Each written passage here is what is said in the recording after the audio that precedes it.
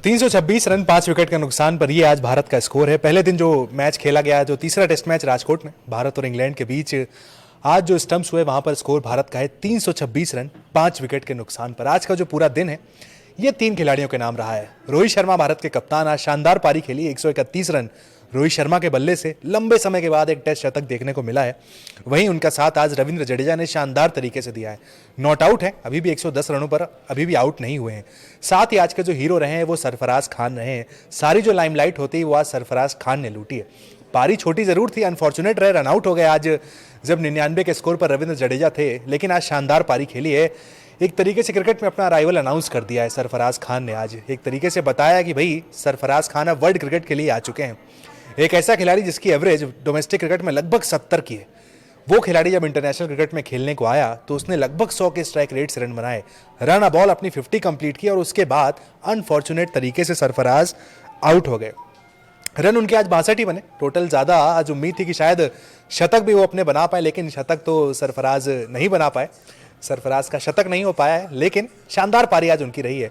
वहीं अगर मैच की शुरुआत की बात करें तो आज शुरुआत भारत की इतनी अच्छी रही नहीं। सरफराज की अगर हम पारी के पहले अगर निकल कर देखें तो हमें समझ में आता है कि भाई रोहित शर्मा आज क्या इंपॉर्टेंट नॉक उन्होंने प्ले की है। वहीं उनके साथ आज रविंद्र जडेजा ने दिया है। दोनों ने पारी को वहां से संभाला जब भारत का स्कोर 33 रन पर 3 विकेट हो गया था। भारत के लिए आज जायसवाल नहीं चले, शुभमन गिल अपना खाता नहीं खोल पाए और रजत पाटीदार जो दूसरा मुकाबला ही खेल रहे थे मात्र 5 रन बनाकर आउट हो गए। 33 रन पर 5 विकेट थे, स्थिति काफी ज्यादा गंभीर थी। रविंद्र जडेजा वहां पर उतरे रोहित शर्मा का साथ देने के लिए। मार्क वुड शानदार गेंदबाजी कर रहे थे, उनको वहां पर खेलना बड़ा मुश्किल था।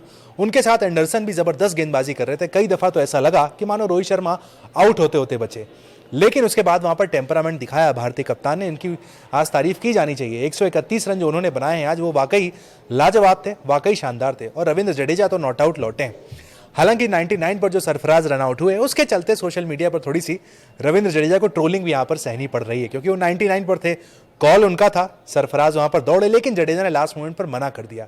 नतीजा ये हुआ कि मार्क वुड का थ्रो आया और सरफराज वहां पर रन आउट हो गए।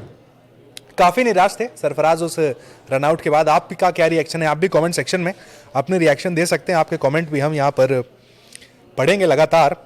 उसके बाद जब वो रन आउट हो गए सरफराज वहां पर, उसके बाद अगली ही गेंद पर उन्होंने अपना शतक पूरा कर लिया रविंद्र जडेजा ने। शतक के बाद जो सेलिब्रेशन होता है, रविंद्र जडेजा जो लाउड सेलिब्रेशन करते हैं वैसा देखने को नहीं मिला। वो उनकी तलवारबाजी का जो सेलिब्रेशन था वो जरूर उस तरीके का नहीं था, उन्होंने किया जरूर, लेकिन ना उन्होंने हेलमेट निकाली। वो जानते थे कि भाई आज एक यंगस्टर का एक वेल डिजर्व 100 उनके एक कॉल की वजह से मिस हो गया है। काफी हद तक उन्होंने अपने को कसूरवार भी उसके लिए एक तरीके से माना। हालांकि जिस तरीके की पारी जडेजा से एक्सपेक्ट की जा रही है वो पारी उनकी चल रही है। ऐसा नहीं कि शतक लगाते ही वो आउट हो गए, अभी भी उन्होंने अपना धैर्य लगातार बरकरार रखा है। तो यहाँ पर तारीफ रविंद्र जडेजा की भी करनी होगी कि आज उन्होंने टेम्परामेंट अपने बल्ले से दिखाया है। गेंद से वो क्या करते हैं हर कोई जानता है कि भाई शानदार लाजवाब भारतीय विकेटों पर वो गेंदबाजी करते हैं अपने बल्ले से। आज उन्होंने दिखाया कि भाई बल्लेबाजी भी उतनी ही शानदार है। टेम्परामेंट को सवाल उठते थे कि भाई जडेजा जब नीचे आते हैं नंबर 7 पर आते थे, आमतौर पर 6 पर आते थे, लेकिन आज प्रमोशन हुआ जब भारत के लगातार जो युवा खिलाड़ी थे वो आउट हो रहे थे। कप्तान ने कहा चलिए भाई, एक अनुभवी खिलाड़ी की आज ऊपर ज़रूरत है। वहाँ पर ना राहुल थे, वहाँ पर ना आज विराट कोहली थे, श्रेयस अय्यर को भी बाहर कर दिया गया है। तो भारत के पास अनुभव नहीं था वहाँ पर। यही वजह है कि आज जब जडेजा आए तो उन्होंने अपने अनुभव का पूरा इस्तेमाल किया। आपको किसकी पारी आज सबसे शानदार लगी? आप भी कमेंट सेक्शन में बता सकते हैं, ताकि हमारी जो चर्चा है वो कमेंट सेक्शन के साथ भी शुरू हो जाए। रोहित शर्मा की पारी वाकई लाजवाब थी। रविंद्र जडेजा की हम बार बार बात कर रहे हैं, लेकिन सरफराज पर बात करनी इसलिए ज़रूरी हो जाती है क्योंकि सरफराज बहुत लंबा इंतजार करके आ रहे हैं। डोमेस्टिक क्रिकेट में 69 का उनका एवरेज है। इंडियन क्रिकेट में इस वक्त 69 का एवरेज, बहुत कम ऐसे क्रिकेटर हैं जिनका है। 69 के एवरेज के बावजूद टीम इंडिया में उन्हें चांस नहीं मिल रहा था। लगातार लग रहा था भाई कि भाई क्यों सरफराज खान को मौका नहीं मिल रहा है, लेकिन आज वो मोमेंट आया सुबह जब उन्हें कैप अनिल कुंबले ने आज इंडिया की दी। 312वें खिलाड़ी वो बने भारत के जिन्होंने भारत के लिए टेस्ट में आज डेब्यू किया। उनके पिता भी मैदान पे थे, उनकी पत्नी भी मैदान पे थी। आज एक भावुक क्षण था।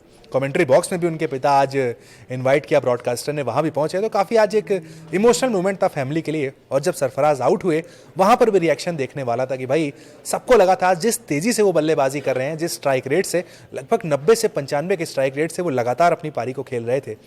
10 से 11 ओवर बचे थे, लग रहा था कि शायद सरफराज आज अपना शतक भी पूरा कर लें, लेकिन एक अनफॉर्चुनेट वहाँ पर कह सकते हैं कि कुछ मिसअंडरस्टैंडिंग हो गई वहां पर जडेजा और सरफराज के बीच, चूंकि जडेजा अपने 100 से सिर्फ 1 रन दूर थे, कोई रिस्क वो वहां पर नहीं लेना चाहते थे, इस वजह से वो रनआउट वहां पर हमें देखने को मिला है। लेकिन कहते हैं कि भाई अभी तो ये शुरुआत है, अभी सिर्फ आपका आगाज है, अभी तो आपकी पहली पारी थी, अभी बहुत सारी पारियां आने को बाकी है। लेकिन सरफराज ने इंप्रेस जरूर किया है, जैसा कि आप हमारे थंब में देख रहे होंगे कि सरफराज खान आज छा गए हैं इस पारी के बाद।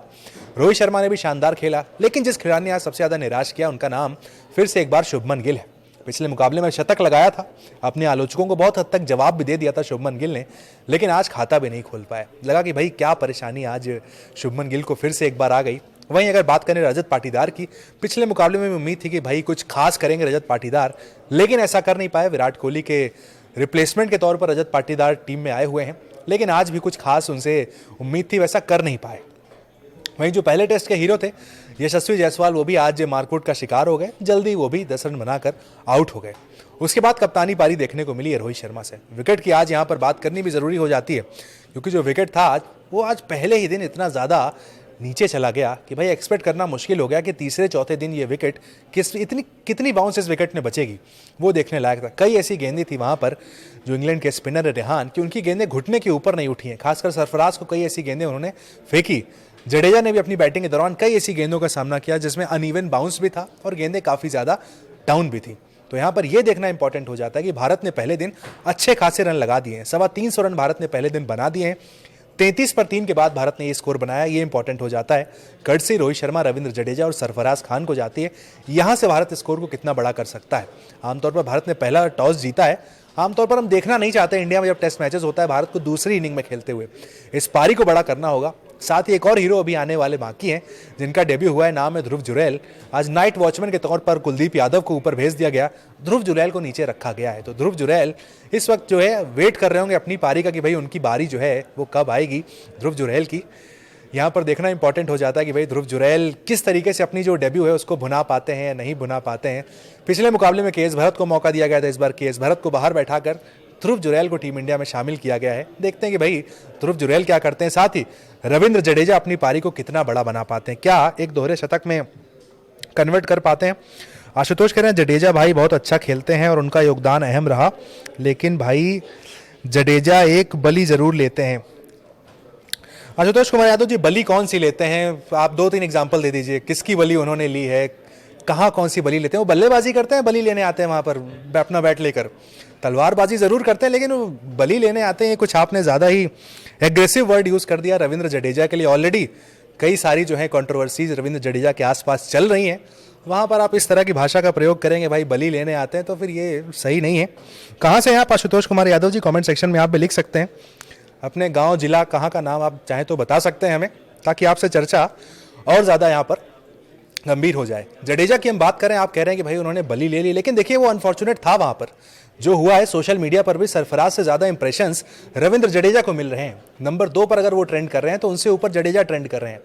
बहुत सारे लोगों का कहना है कि भाई उनका शतक बेकार गया। एक तरीके की आप कहेंगे कि साहब चलिए उनकी इनिंग जो थी वो काफ़ी स्वार्थी इनिंग थी, लेकिन देखिए अगर आप 33 रन पर 3 विकेट है, वहाँ पर एक खिलाड़ी अगर नॉट आउट जाता है, थोड़ी सी भी अगर आपके अंदर क्रिकेट की समझ होगी, आप समझेंगे कि कितनी महत्वपूर्ण पारी रविंद्र जडेजा की थी।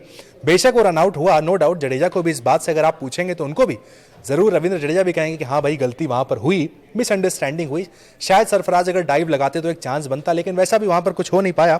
अगर मगर की बात तो पीछे छोड़नी पड़ेगी, लेकिन शानदार पारी यहाँ पर जडेजा के लिए एक्सेप्ट करना पड़ेगा। जडेजा इसलिए की प्लेयर हो जाते हैं, पिछला मुकाबला खेले नहीं थे, इंजर्ड हो गए थे, एनसीए में गए, वहाँ पर रिहैब किया, तुरंत अगले मुकाबले के लिए फिट हुए।